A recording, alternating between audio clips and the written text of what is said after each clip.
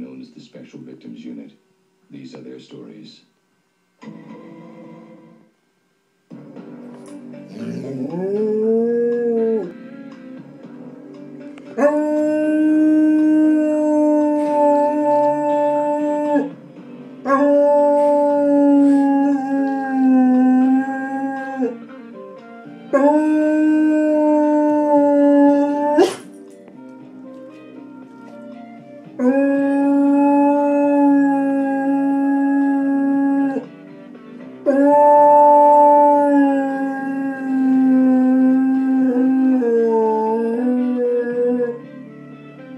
Oh!